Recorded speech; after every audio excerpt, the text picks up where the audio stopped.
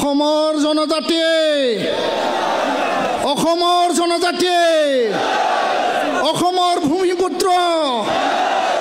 অসমৰ ভূমিপুত্ৰ আজিৰ এই চিচিটোৱাৰ দ্বাৰা আয়োজিত বিশাল গণসমাৱেশত এই সভাখন চলাই নিয়া আমাৰ সদৌ অসম ট্ৰাইবেল সংঘৰ সন্মানীয় সভাপতি সুকুমাৰ বসুমতাৰী ডাঙৰীয়া, চিচিটোৱাৰ মুখ্য সমন্বয়ক ট্ৰাইবেল সংঘৰ সাধাৰণ সম্পাদক আদিত্য খাখলাৰী ডাঙৰীয়া, ইয়াত উপস্থিত আমাৰ মুখ্য অতিথি ৰাভা আছাম অটোনমাছ কাউন্সিলৰ সন্মানীয় CEM টংকেশ্বৰ ৰাভা ডাঙৰীয়া, সকলো চিচিটোৱা মেম্বাৰ অৰ্গেনাইজেশ্যনৰ নেতৃবৃন্দ, ইচ্ছা লগতে বড়ো সাহিত্য সভা, মিচিং সাহিত্য সভা, কাৰ্বি সাহিত্য সভা, আন সাহিত্য সভাৰ জ্যেষ্ঠ আৰু বৰ্তমানৰ প্ৰতিনিধিসকল আৰু সকলো জনজাতি ৰাইজৰ অসমৰ বিভিন্ন প্ৰান্তৰ পৰা, বিভিন্ন কাউন্সিল, অটোনমাছ কাউন্সিল, শিক্ষিত দলৰ পৰা, বিভিন্ন চুকে কোণেৰ পৰা আহিব পৰা জনজাতি সংগ্ৰামী ৰাইজ সকলোকে নমস্কাৰ, খুলুমবাই।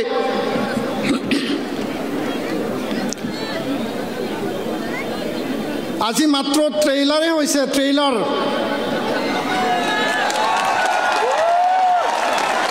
আমাৰ জুবিনদাৰ সমাধি ক্ষেত্ৰৰ ওচৰতে আছে। জুবিনদাৰ চিনেমা আহিছিল ৰৈ ৰৈ বিনালে, তাৰ আগত ট্ৰেইলাৰ আহিছিল। আৰু জনজাতিসকলৰ ঐক্যতা, অধিকাৰ সুৰক্ষিত স্বাৰ্থত এইটো ট্ৰেইলাৰ হয়। 25 নৱেম্বৰত চাব। অসম চৰকাৰে যদি বৰ্তমানৰ জনজাতিক অধিকাৰক ধ্বংস কৰি পেলাই যদি ৰিকমেণ্ডেশ্যন দিয়ে আৰু ভাৰত চৰকাৰে বৰ্তমানত 14টা জনজাতিক নস্যাৎ কৰি পেলাই 45 লাখ জনজাতিক ধ্বংস কৰি 1.5 কোটি মানুহ যদি ওপৰত জাপি দিয়ে, বৰ্তমানৰ জনজাতি কেতিয়াও বহি নাথাকে। আৰু ইয়াৰ প্ৰমাণ আমাক ল'ব নালাগে। অসম চৰকাৰ, ভাৰত চৰকাৰক মই কৈছোঁ, চিচিটোৱাৰ হৈ, কাৰণ আমি সংগ্ৰামী হৈ ত্যাগ স্বীকাৰ কৰিব আমি পাৰোঁ। আৰু ত্যাগ, সেই ছেক্ৰিফাইচ আমি কৰি আহিছোঁ। নিজ নিজ জাতি জনগোষ্ঠী সংগ্ৰামৰ মাজেৰে অসমৰ জনজাতিসকলৰ ভৱিষ্যত আৰু সুৰক্ষিত ভৱিষ্যতৰ কাৰণে যি ধৰণে ৰূপনাথ ব্ৰহ্ম, বডফা উপেন্দ্ৰনাথ ব্ৰহ্ম আৰু যি ধৰণে কাৰ্কচন্দ্ৰ দলে, যি ধৰণে যাদৱ চন্দ্ৰ খাখলাৰী, এইসকল মহান নেতা, ভীমবৰ দেউৰী ডাঙৰীয়াই আৰু বহুতো নেতা আছে, সেই নেতাসকলে আমাৰ সুৰক্ষিত ভৱিষ্যতৰ কাৰণে ট্ৰাইবেল লীগ জন্ম দি পেলাই জনজাতি বেষ্টনী আবেষ্টনীৰ লগতে জনজাতিসকলৰ সুৰক্ষিত ভৱিষ্যত, এই জনজাতিসকল সহজ সৰল, সজা চিধা সাধাৰণ, এই কথাটো চিন্তা কৰিয়ে B.R. আম্বেদকাৰ ডাঙৰীয়া, যি B.R. আম্বেদকাৰ, ভীমৰাও আম্বেদকাৰে সংবিধান প্ৰণেতা, সংবিধান ৰচনা কৰিছিল। আৰু ভাৰতত থকা জনজাতিসকলক সুৰক্ষাৰ স্বাৰ্থত যিহেতু উচ্চ শ্ৰেণী, যিসকলে উন্নত জাতি জনগোষ্ঠী, যিসকল লাৰ্জাৰ পপুলেশ্যনৰ জনসংখ্যা দিশত বেছি থকা এই জনগোষ্ঠীৰ, তেওঁলোকে যে জনজাতিসকলক শোষণ কৰিব, বঞ্চনা কৰিব, আমাৰ অধিকাৰক ধ্বংস কৰিব, এই যে এক্সপ্লইটেশ্যন, ছাপ্ৰেশ্যন, অপাৰেশ্যনৰ পৰা প্ৰটেকশ্যন দিবৰ কাৰণে, ছেফগাৰ্ড দিবৰ কাৰণে, ৰক্ষণাবেক্ষণ দিবৰ কাৰণে আৰু আত্মমৰ্যাদাৰে অধিকাৰৰ লগত জীয়াই থাকিবৰ কাৰণে সংবিধান প্ৰণেতা B.R. আম্বেদকাৰে আমাক এই সুবিধা, এই অধিকাৰ দি থৈ গৈছে।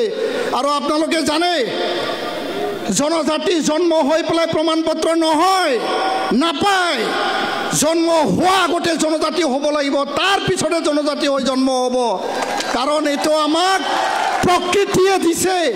যিসকলক ব্ৰিটিছৰ শাসন আছিল, যি সময়ত ভাৰত মহাত্মা গান্ধীৰ আন্দোলনৰ যোগেদি ভাৰত স্বাধীনতা লাভ কৰিলে তাৰ পিছত আমাক অধিকাৰ দিলে এই অধিকাৰৰ আগতে আমি অসমৰ ভূমিপুত্ৰ এই জংগল আমি কাটিছো জংগল ৰক্ষণাবেক্ষণ কৰিছো আৰু এই অসমখনৰ ভূখণ্ডক আমি সুন্দৰকৈ সজাই পেলাই ভৱিষ্যতৰ কাৰণে এই ভূখণ্ডখন আমি ৰক্ষণাবেক্ষণ কৰি আহিছো আৰু প্ৰকৃতিয়ে আমাক জনজাতিৰ স্বীকৃতি তাহানি দিছে হাজাৰ হাজাৰ লাখ বছৰৰ আগতে আৰু ইয়াৰ পিছতে ভাৰতৰ সংবিধানে আমাক এই স্বীকৃতি প্ৰদান কৰিছে মই ইয়াৰ কাৰণে ক'ব বিচাৰোঁ যে ৰাজনীতিক স্বাৰ্থত ৰাজনীতিক লাভালাভৰ স্বাৰ্থত 2014-16 হওক 2019-ত কা আন্দোলন প্ৰতিহত কৰাৰ স্বাৰ্থত 2025-ত 2026-ত বিধানসভা নিৰ্বাচনক লৈ যদি এই কথা চিন্তা কৰিছে এই কথা আমাৰ কাৰণে ভাল নহ'ব ইয়াৰ কাৰণে এই মঞ্চৰ পৰা ভাৰত চৰকাৰ অসম চৰকাৰক আমি আহ্বান জনাইছোঁ ভাৰত চৰকাৰক আহ্বান জনাইছোঁ 2019 চনত ৰাজ্যসভাত যি বিল তেওঁলোকে টেবল কৰিছে ৰাজ্যসভাত যি বিল আনিছে সেই বিল কোনো কাৰণত যাহাতে সেই বিল পাছ নহয় তাৰ কাৰণে অসমৰ বৰ্তমানৰ জনজাতিসকল আমি দাবী জনাইছোঁ আহ্বান জনাইছোঁ আমি স্পষ্ট ভাষাৰে কৈছোঁ চিধা ভাষাৰে কৈছোঁ আমি কোনো জাতি জনগোষ্ঠীৰ বিৰোধী নহয় ছয় জনগোষ্ঠীৰ বিৰোধী আমি নহয় তাহাঁতৰ লগত আমি সামাজিক সংঘাত বিচৰা নাই তেওঁলোকৰ লগত আমি সংঘাত আমি বিচৰা নাই কাৰোক আমি হিংসা আমি নিবিচাৰোঁ কাকো আমি অন্যায় নকৰোঁ কিন্তু কথাটো হ'ল স্পষ্ট যে অধিকাৰ ল'বলৈ যাওঁতে অধিকাৰৰ কথা ক'বলৈ যাওঁতে আমাক আঙুলি দেখুৱাই পেলাই যাতে কথা নকয় কাৰণ আমি কাৰো ক্ষতি কৰা নাই কাৰো হিংসা কৰা নাই কাৰো অন্যায় আমি কৰা নাই এই কথাটো মই স্পষ্ট আকাৰে কৈছোঁ সন্মানীয় সংগ্ৰামী ৰাইজ এই কথাটো স্পষ্ট যে 8 বাৰ RGI ৰেজেক্ট কৰাৰ পিছত আৰু বিভিন্ন বক্ৰ পটৰে আজি তেওঁলোকক জনজাতি কৰিব বিচাৰিছে এই কথাই আমাক মনত দুখ দিছে আমাৰ অসমখনত এখন চৰকাৰ আছে যি চৰকাৰে নহওক আৰু যোৱাটো সময়ত আমি দেখিবলৈ পাইছোঁ অসমৰ সকলো ৰাজনৈতিক দল অসমৰ সকলো জাতীয় দল সংগঠন ছাত্ৰ সংগঠন সকলোৱে জনজাতি হোৱাটো সমৰ্থন কৰিছে তেওঁলোকে বিবেচনা কৰক বৰ্তমানৰ জনজাতিসকলৰ অস্তিত্ব সুৰক্ষিত ভৱিষ্যতৰ কথা আৰু যিসকল ব্যয়বহুল জনগোষ্ঠী যিসকল আগবঢ়া জনগোষ্ঠী তেওঁলোকৰ কথা তেওঁলোকে আগবাঢ়ি গৈছে যিসকলে আমি ভগৱান বুলি কয় আমি স্বৰ্গৰ পৰা অহা বুলি কয় যিসকলৰ আজি তাৰিখত অসমৰ বিভিন্ন মুখ্যমন্ত্ৰী হৈ গ'ল APSC UPSC medical engineering 3rd grade 4th grade যিসকলে কব্জা কৰি ৰাখিছে আৰু বৰ্তমানৰ অট'নমাছ কাউন্সিল এই কাউন্সিলৰ যিখিনি মেম্বাৰ এই কাউন্সিলৰ পঞ্চায়ত সেকশ্যনেল কাউন্সিলৰ VCDC এই কাউন্সিলৰ MCLA আৰু এছেম্বলি পাৰ্লিমেণ্ট যিসকলে দখল কৰি পেলাই আমাক ধ্বংস কৰিব তেনে এটা পৰিৱেশত আমি কোনটো বিনিময়ৰ কোনটো পৰিৱেশত আমি জীয়াই থাকিম এই কথাটো অসমৰ ৰাইজে বিবেচনা কৰিব লাগে কোনো ট্ৰাইবেল ষ্টেটৰ কনচেপ্ট নাই ভাৰত সংবিধানত কোনো ট্ৰাইবেল ষ্টেট অনুপ্ৰৱেশকাৰী বাংলাদেশী ৰক্ষণাবেক্ষণৰ পৰা তেওঁলোকে বাংলাদেশীৰ পৰা পৰিত্ৰাণ পাবৰ কাৰণে অসমখনৰ সুৰক্ষাৰ স্বাৰ্থত আমাক জনজাতি কৰিব লাগে বুলি এটা ধাৰণা দিছে এই মন্ত্ৰ এই ষড়যন্ত্ৰ ধাৰণাৰ বাদে একো নহয় সুৰক্ষিত যদি ভৱিষ্যত আনিব লাগে সংবিধানত থকা অসমত আইন আছে আইনৰ অধীনত ভাৰতৰ আইন আছে আইনৰ অধীনত আমাক সুৰক্ষিত কৰক আৰু এই সুৰক্ষিত ভৱিষ্যতে বাস্তৱ সন্মত সুৰক্ষিত ভৱিষ্যত হ'ব তো ইয়াৰ কাৰণে মই দীঘলীয়া ক'ব বিচৰা নাই সকলো ৰাইজে আজিৰ পৰা যাই পেলাই নিজৰ অঞ্চলত সভা সমিতি কৰিব আৰু ইয়াৰ পিছত কোকৰাঝাৰত এখন বিশাল ৰেলী হ'ব জোনাইত এখন বিশাল ৰেলী হ'ব ইয়াৰ পিছত মৰিগাঁৱত হ'ব দুধনৈত হ'ব ডিফুত হ'ব আৰু উজনি অসমত ডিব্ৰুগড় নহ'লে শিৱসাগৰত আমি বিশাল সভা আয়োজন কৰিম আমি দেখুৱাই দিম যে জনজাতিসকল শক্তিশালী মাত্ৰ নহয় অধিক শক্তিশালী হয় আৰু অসমখনক চাৰিসীমা যদি জনজাতিসকল যদি নাথাকে এই অসম কেতিয়াও সুৰক্ষিত নহয়। এই কথাটো মই স্পষ্ট আকাৰে ক'ব বিচাৰিছোঁ।